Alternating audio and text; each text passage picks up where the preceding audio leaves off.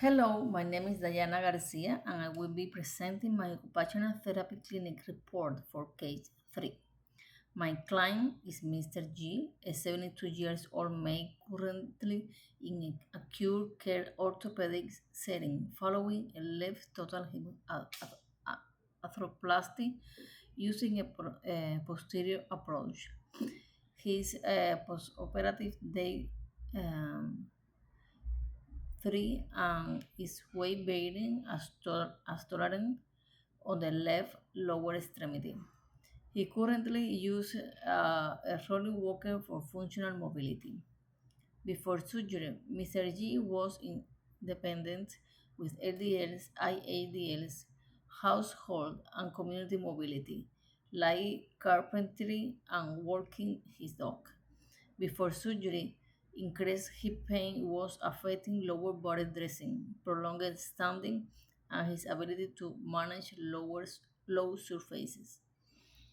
Currently, Mr. G is independently with upper body dressing but requiring moderate assistance for lower body dressing without adaptive equipment. He requires contact guard assistance and verbal cue for toileting, supervision during standing grooming activities, minimal assist for bed mobility, and close supervision for seat to stand transfer. During short distance functional mobility, he requires supervision to contact guard assistance while using a roller walker. His safety decreases when he turns or moves too quickly. Mr. G report Mr. J report 4 out of 10 at rest and out to 7 out of 10 during mobility. He also presents with chronic number and tingling in both feet related to peripheral neuropathy.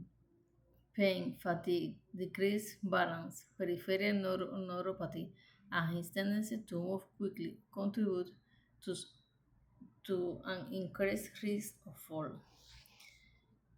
Cognitively, Mr. J is alert, oriented, and able to learn. However, he demonstrates inconsistent carryover of his posterior hip precaution and some overconfidence with mobility. He is an important safety concern because he would like to return home as soon as possible. Four assessments were selected to evaluate his current occupational performance. The modified Barnett Index was used to evaluate his level of independence with ADLs and functional mobility. His case base scored as 63 out of 100, indicating moderate dependence. Quick Dash was selected to examine functional limitations affecting daily activities.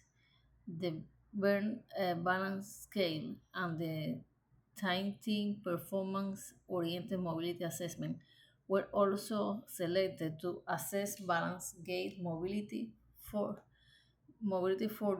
and for risk.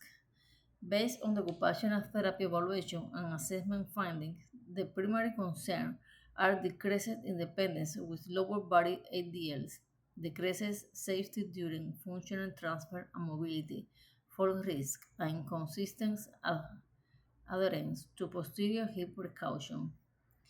Occupational therapy intervention should focus on lower body dressing using adaptive equipment such as Richard Sock Aid and long-handled choke horn.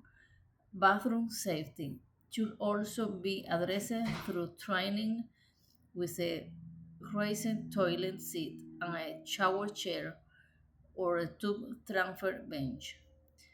Trimming should include safe toilet and tube transfer, rolling walker management, um, pace- pacing and fall prevention strategy, and repeated education regarding posterior hip precaution during functional activities. Avoid low and soft seating to promote safety and adherence to hip precaution. The overall occupational therapy goal is for Mr.